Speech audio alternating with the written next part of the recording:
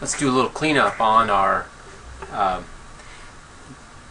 erosion map that we made. So what I've done is in our catalog I made a new polygon shapefile called trimmer.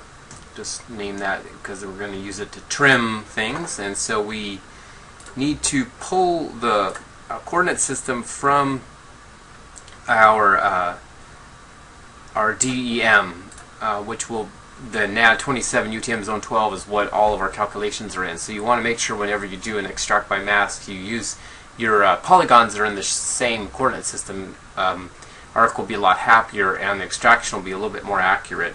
We don't need a field here because we're just going to just use this to cut. So now that's done. Now we just get our editing toolbar out, and we're just going to start editing. And we want to use the trimmer. Say OK. And so what I'm going to do is cut basically sort of fairly tightly around our constraints, just in the interest of kind of having a better sort of a summary of the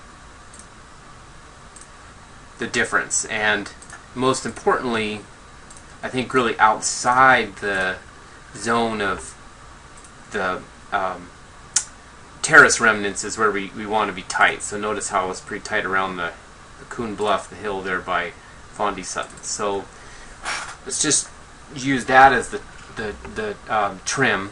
I might, now looking at it, let's just pull these guys out a little bit, because this is probably reasonable.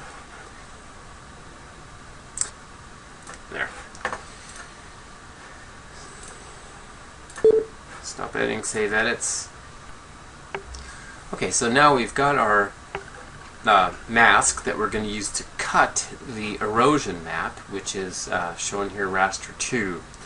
And so that, remember, was when I subtracted the interpolated mesa surface, I subtracted from it the current elevations. So we're going to want to do extract by mask. Input raster is raster 2, and the input feature mask is going to be our trimmer, and we'll use extract rast 1 as the default naming.